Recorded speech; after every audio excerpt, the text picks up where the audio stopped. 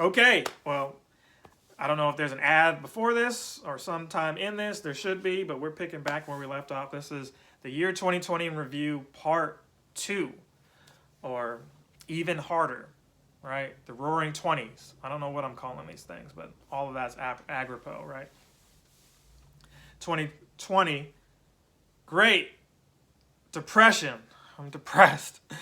2020, not to be confused with the 1920s, right? The other Roaring Twenties, where it's great depression. It felt similar though, right? Stocks crashing, going down. I don't know. I can't say it felt similar. I wasn't there, but the history books showed you a dark time where people couldn't get to work, and well, it sounds the same, right? So look, we last left off talking about George Floyd police brutality, or at least I was trying to make parallels to, or I was trying to set up the tone for you if you weren't alive during this time watching, and you're watching this video now, or you just wanted to hear a different opinion. Here's what it was, you had all that going on, so there was already a buildup there between, how people felt with sensitivity in terms of removing certain uh, statues and references to race relation, slavery, just things that were, nowadays not cool, right? You had a team called the Washington Redskins, now known as the Washington football team, at least as of this video. Native Americans, they're the icon for the Redskins was a Native American person. And throughout history, they've removed different teams' logos because of that, right? Kansas City Chiefs had a gross caricature of a Native American person, and they've removed that and since then put an arrowhead that still lets you know that's what the Chiefs, Native American, but we're not going to show you a gross caricature of a Native American person, whereas the Redskins still had something like that. And I mean, it's in the name, Redskins. It's almost like redneck or, something like that, which, no one's really getting offended by redneck. I mean, they've embraced it same way, black people embrace the N-word with the A at the end, not the ER. We've never embraced the ER. I say that to say, from a professional standpoint, these corporations are still businesses, and they're going to listen to the consumer.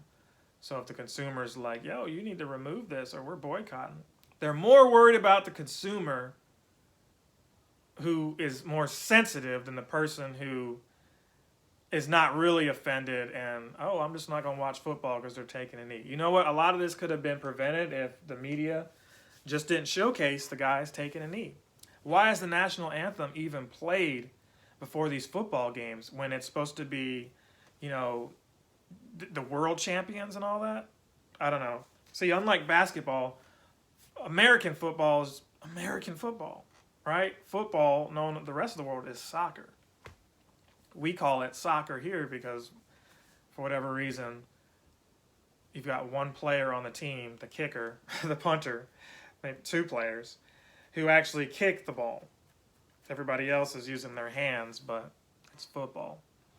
But that's neither here nor there.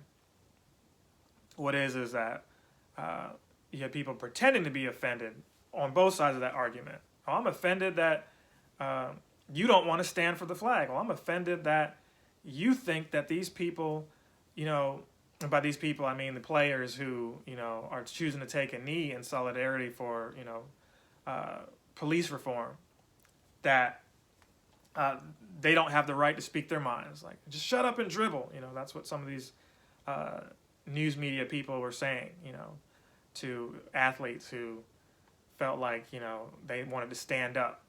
And it's like, no, I don't want to hear her. I don't want to deal with that. How are you oppressed? You make millions of dollars. It's not about them. And if they didn't make millions of dollars, do you think that that stuff couldn't happen to them? Now, me personally, I've been on ride-alongs with police. I've got police friends. I don't hate police. Yeah, I may have listened to the song, the NWA song, but it was never with any kind of agenda, right? It's just a song. It's entertainment. But I can see how that would offend somebody. I wouldn't be dumb enough to ride around police or police station playing that song either, though. So, just like the police, those are people too that have their own jobs. So when people are saying Black Lives Matter, and you turn around and say blue lives matter, there are blue lives that are also black. So what are you trying to say with that? It's almost like saying all lives matter because you want to be included with the Black Lives Matter. That's your blue lives matter. You had people who wanted to feel included and they were offended because they weren't included. Like taking a knee for police brutality isn't exclusive. Police brutality, isn't exclusive to black folks. You have Latinos, you have white folks. More white folks in the country than black folks who have been killed by police, but people don't really take that in because there's an air of, oh, well, if you're not doing crimes, you got nothing to worry about. And while that might be true, that's not all encompassing, right? You've got women who they might wear a certain outfit and you think that it's okay for them to be sexually assaulted because they're dressed a certain way. Well, not every woman who's going to dress a certain way is going to be sexually assaulted. There's levels to that, right? So while that example is not direct parallel, you got to understand what I'm saying with that, which is that's within your eye of what level of a crime warrants death. You see what I'm saying? Somebody murders somebody. I don't think too many people care if the police, return with firearm and kill this person, right? I'm not saying that's right either, but there's a gross distinction between that and, oh, this guy stole a candy bar and police beat him up and killed him. Gross distinction. So Floyd and George Floyd, by the way, if you didn't see the first part, we're talking police brutality here, had a counterfeit 20. Now, he did have an extensive history or whatever, but none of that's important. What was important is he was arrested for having this fake 20, and this cop put his knee on him. And the knee caused him to suffocate, and he passed. Now, reports later came out to throw mud on him. Oh, he wasn't a martyr, he wasn't this, because he abused a partner domestically, or he had COVID-19, and that's what he died from. It's like, which is it, guys? The COVID killed him, or the cop killed him? You can't pick and choose here. Why? Because the cop's knee was still there. So even if a normal person, when I say normal, I mean somebody who didn't have COVID had their knee on them, is that still good? No.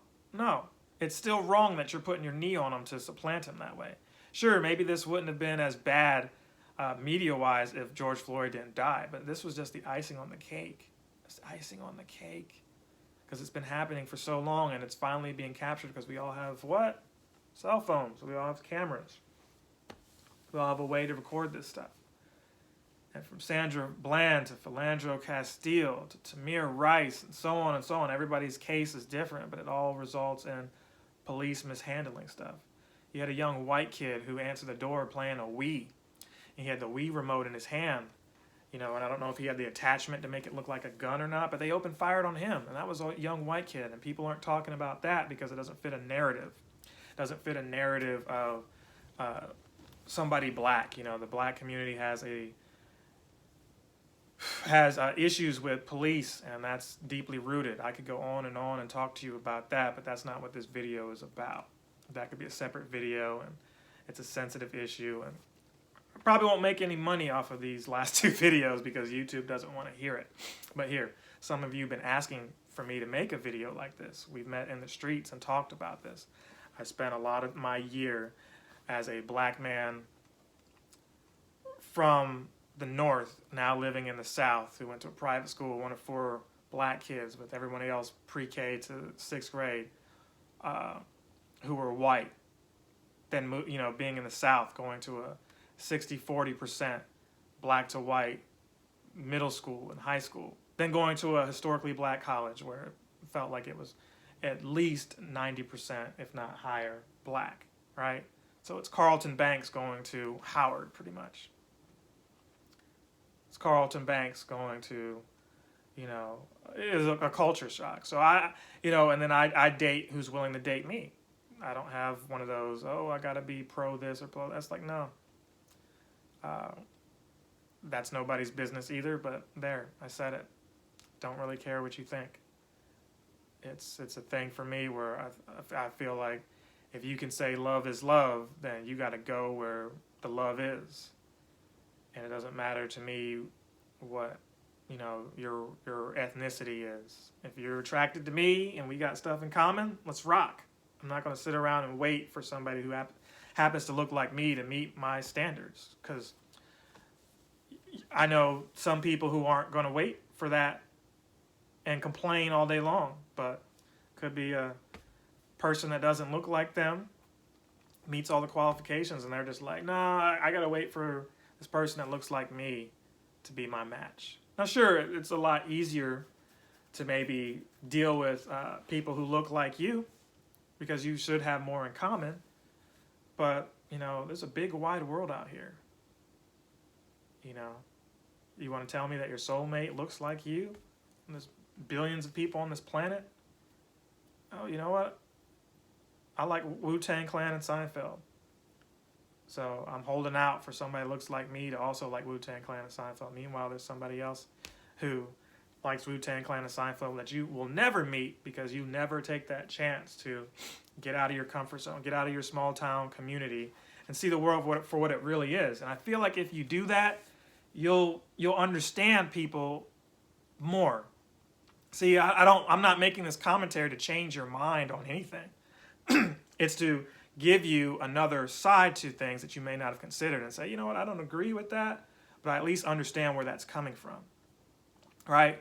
I listen to not blogs or vlogs, but podcasts and things like that have different views than me, but I want to understand what that's rooted in.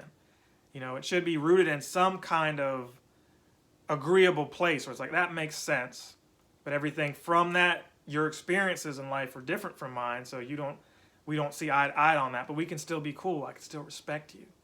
You should still have respect for everybody, no matter what side of the fence you lean on. And that's how we fix things here in this country. People have said that, and people don't want to listen. Oh, I'm not listening because this person has a bad past, or they made some mistakes, so they're not the example. Okay. Nobody said you had to be perfect to point out a solution to something. Oh, this person isn't black, so they can't talk about black issues. Really? Sure, they may not be the one to have had the experience, but the truth is, some of the issues that are in the black community, while they may be self-inflicted, they're not exclusive to the black community. That's what you got to understand. It's really a class thing. It's a poverty thing. See, you put people who are Hispanic or white in the same living conditions that some of these black people are in, who are doing the black on black crime, it's the same result. Same result. Well, black people are killing more white people. It's because there's more white people. White people are killing each other too, because there's more white people. The police kill white people too. It's because there's more white people. 77% of the country to 13. That's the result there. But you have people who, it's like Monopoly. Some of y'all play Monopoly. You go around the board and you start buying up property, and on one day, imagine you start playing after 3 or 4 other people have already started playing. They're like, oh, you're free to go around the board. But guess what? All the property has been bought up, most of it. So you get the little property, and these big properties, if you want to get the resources you need, you've got to pay them every time you go around. And that's pretty much your month. Your month is going to get groceries, getting your hair cut, getting gas, getting whatever, and you're paying somebody. Do they need to come to your side of the town to do what they need to do? Not necessarily. So you're not going to get as much. So you're competing against these people who've already got a bunch of properties, and then other people like you who are trying to get their little piece of the pie. So y'all are fighting against each other, but y'all are all still poor. You're still poor. So when you look at it that way, and I'm speaking to white America, I'm speaking to black America too, but I'm speaking to the people who may not have had these experiences, and you look at it through that lens, it's been, systematically that's what's happened there. So yeah, I don't think everybody is racist because they disagree with certain things. No, that's not true. I don't think you're inherently racist because you're a Trump supporter. I think you're taught racism. You're not. No one's born that way.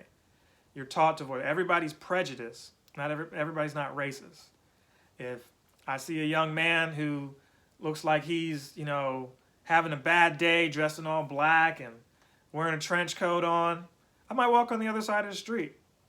I see a young man with his pants hanging off his butt, wife beater on, looking like he's getting high and, wanting to cause a problem. I'm also walking on the other side of the street.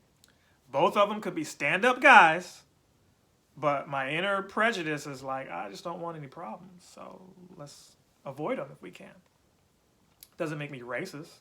I never said a color for either one of those guys. I never said a race for either one of those guys. But in your head, listening to this, you probably already assumed which one they could be. It's how you carry yourself. It's how you carry yourself. So it's a little gross that you have to carry yourself a certain way to not be killed by police, to have people care about your life. That's really the point I'm trying to make here. Your human life is more valuable than anyone's perception of you. That's really what it comes down to.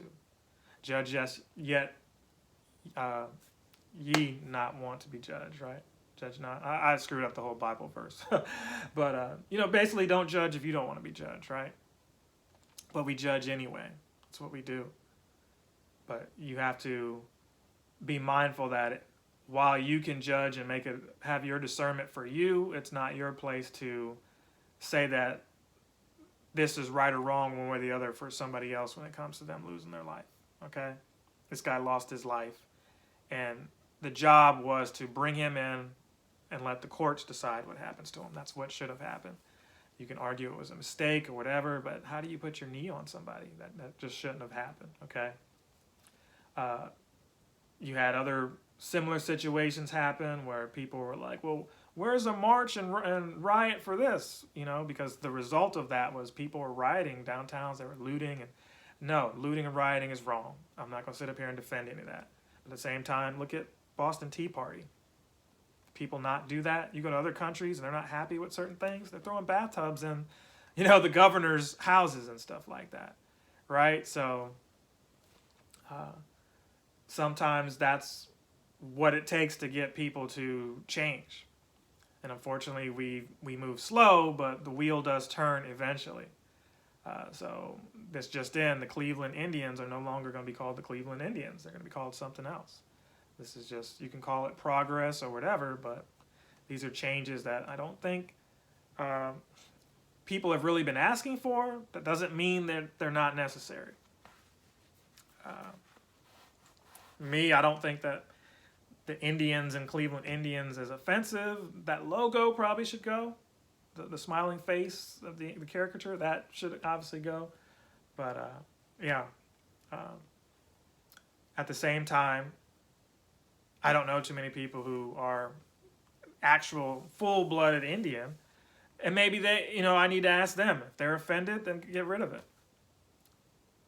I don't see a Cleveland Whites or Cleveland Blacks or Africans or any teams like that. I think people would go haywire over stuff like that, but it wouldn't be a Whites. Maybe it'd be like a Cleveland, I don't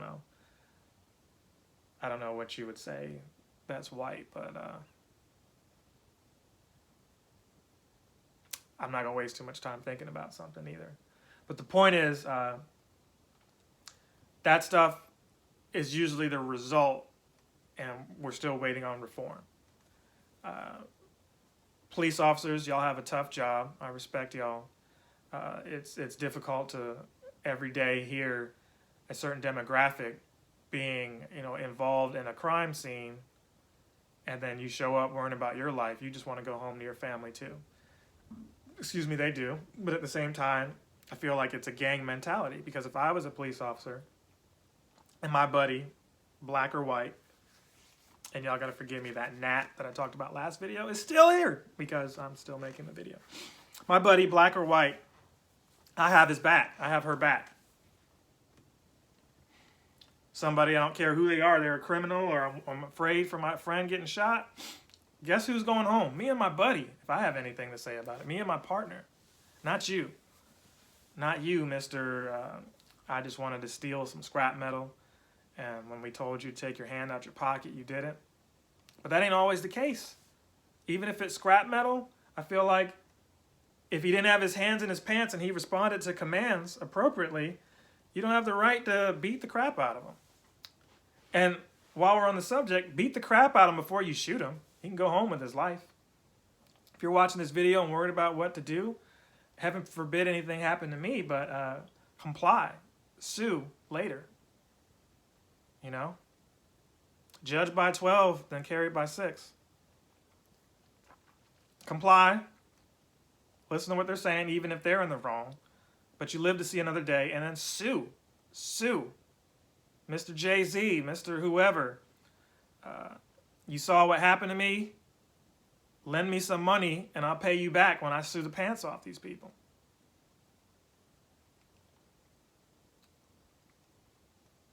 It's just sad all the way around. Because a lot of this stuff, I feel, could be prevented if we just had more training. You know, that's really what it is. Some of these guys are ex-military, you know, whatever, and they do this job and don't know if they're going to be able to come home because of some douchebag, you know. Every case is different. So I'm not going to sit here and say the police are all wrong or that the quote-unquote suspected criminals are all wrong. Every story is unique, and you have to treat it as such. But at the end of the day, everybody should be able to come home, or everybody should be able to live from the situation. And it shouldn't be based off of you being a suspected criminal if you're complying. You want to fight a police officer? You deserve what happens to you. You want to shoot at a police officer? You deserve what happens to you. I'm sorry. Actually, I'm not sorry. But if you're doing what you're supposed to do and they still giving you a hard time and want to put a gun to you and stuff like that, yeah, they don't. Not only do they need to be fired, they don't need to be cops anymore anywhere else, and they deserve to be sued. Forget all this immunity. That needs to be challenged, okay?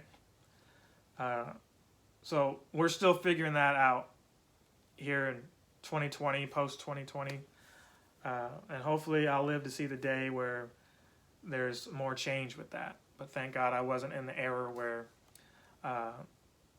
they made more errors. The error of errors, right?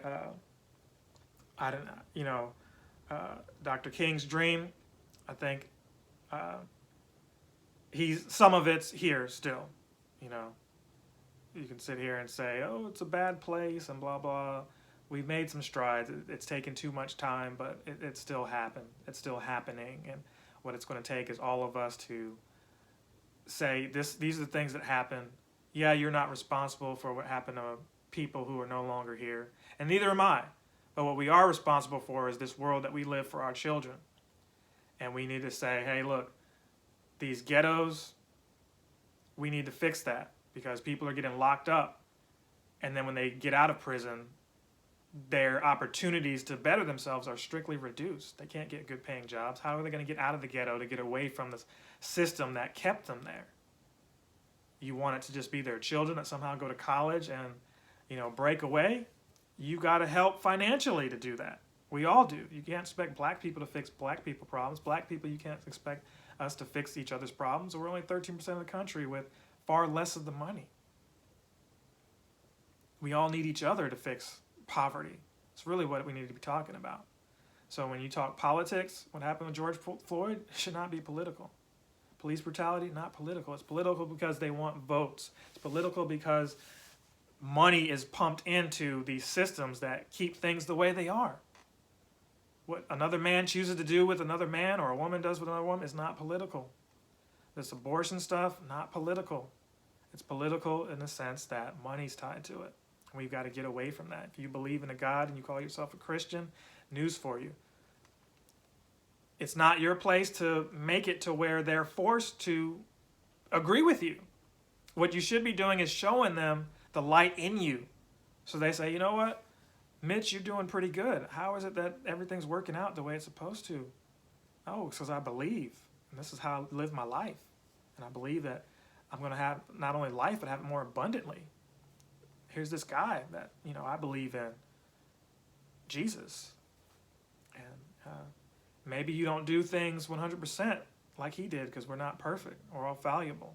And this is not me here to preach to you. This isn't. I'm just saying that that's how it should be from a Christian perspective, from my view. As a Christian, I identify as one, okay? So you can turn off the video or leave it on and keep listening, but that's what it should be. So no, I'm not perfect. I have plenty of faults. And maybe it's for the better that I'm not big and famous, because those things get out there, and next thing you know, people want my head served on a platter, right? But it doesn't matter. The reality is that what's true is true to you only. It's not true to everybody else. So we have to learn to say, so much we agree on, and we respect each other, right? Human right to life. We've got to respect each other so that everybody has the human right to life. You could summarize everything else I'm about to say about this year in that, from that worldly perspective, okay? So, or that relative perspective, I should say. Whew, so that was a mouthful. Separation of church and state, we're supposed to have that, but it doesn't look like we really do. Because people treated certain political figures like they were deities. So we had an election, and that was shrouded in controversy, because you had a guy who was, vice president and as old as all get out, that people, if we're being honest, really didn't want. It felt like you were voting for Trump because you liked Trump and you just wanted more of him, or you just didn't like Trump and you all rallied together to get him out of office, and that's what it was. You had people who wanted Bernie Sanders or Elizabeth Warren, whoever.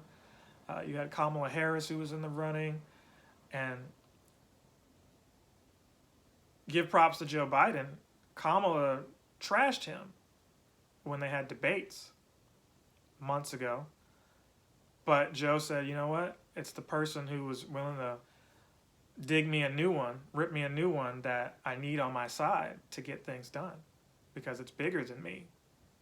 Joe restored character, And what I mean by character is this. Look, I'm not saying Trump is evil. I'm not saying he's the Antichrist or any of that stuff. What I'm saying is Trump did his biggest disservice to himself in how he handled COVID. He might be president again had he handled COVID-19 more appropriately. What I mean by that is he was straightforward with the American people, told us what it was, and it was just a summation of him just tweeting all the time. You got to stop that. We can't look at you as a leader and do that. If I go to my job and I just say whatever, people might still put up with me if I'm getting results done, but that doesn't mean they're going to like me. Well, president doesn't necessarily mean you need to be likable. True, but doesn't mean you be a douchebag either.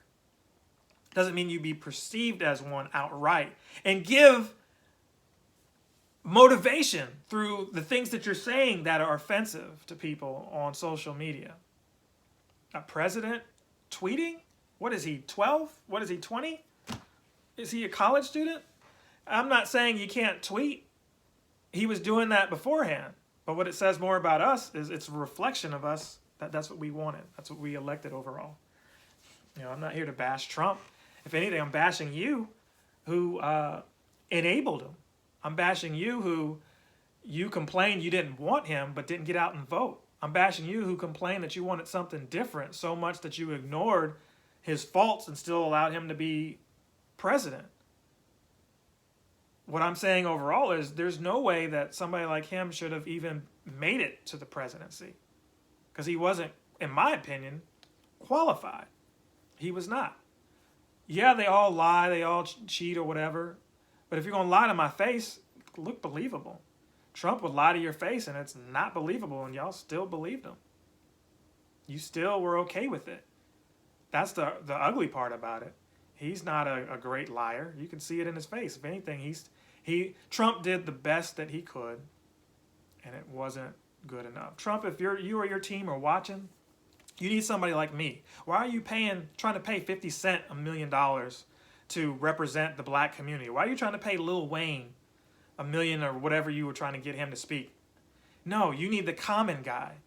You need the guy who's open-minded enough to work with you on what actually needs to be changed to be the face. See, your problem was you wanted to be the Justice League and everybody be Superman.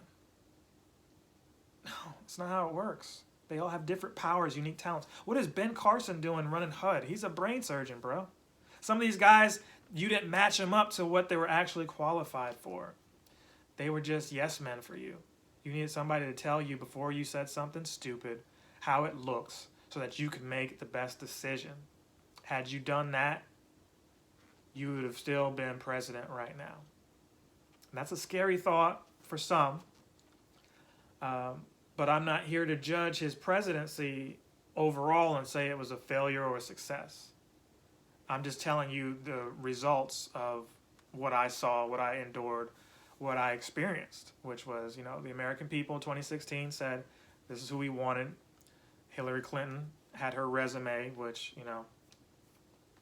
a lot of the arguments were, hey, she was a career politician, and she was getting blamed for stuff that Bill Clinton did, and things that, she had a hand in, against Trump's no experience. So he successfully used that against her, saying, hey, you did this, Benghazi, emails, you shouldn't be president. And people ran with that. Women went against women, again, because that's a classic thing that you guys do. Notice I said you guys. And maybe you don't like that I said it, but it's facts. We've been using government and religion to suppress women for so long, it's disgusting. It's what it is. We have to do better. Women, you have to do better. We all as a people have to do better because those things aren't right. I don't think you could take black people and say, as a collective, we're going to go against another black person who's running for some kind of office, unless there was information out there that this person did some really crappy stuff. And even then, I don't think a majority are going to go against him. But I don't know. I'm just some black guy. I'm just one black guy. I'm just one black person. I'm just one person. I'm just one yellow hat guy. I'm just one voice. Just one opinion. All right? So, but that's what I think. But Trump won with people who said, hey, that's not enough. I don't care that she's a woman. I'm still going to vote this guy. I don't care that he said, grab him by the, I'm going to vote this guy. I'm going to this, that, and the third. And what it said was, I'm a one-issue voter. I don't care about the supposed racism. I don't care about the supposed sexism. I don't care about any of that. What I care about is Trump is against abortion. He's for this. He's for whatever. And some people, that was that one issue for them. As if to say that Hillary Clinton is not Christian, like Joe Biden, as a Catholic, isn't Christian. Because he's not, just because you don't have to be pro-gay marriage to not be offended by somebody choosing to be gay. That's their business. Let God deal with them. That's the point I'm trying to make with all of this. Let God deal with people who don't agree to or live the same life that you find suitable. It's not for you to mandate, because what you do then is create fear. You shouldn't come to Christ because you're afraid. The fear of God doesn't necessarily mean it's man-made. It's fear of my relationship with God and how I feel He operates. I'm going to come to Him out of love, out of a need, out of a necessity. That's how you keep things going, not out of some kind of Stockholm syndrome. It's not the way. So we're going to end this part here. This might be a 3-part series because I didn't even get into my year. So we'll wrap it up and talk about the rest of my year without all the politics and the, pandemic and all of that. We'll talk about that in part 3. So stay tuned for that. I'm going to end this here because these get too long. And I'll see you in the next part. Captain Sensation!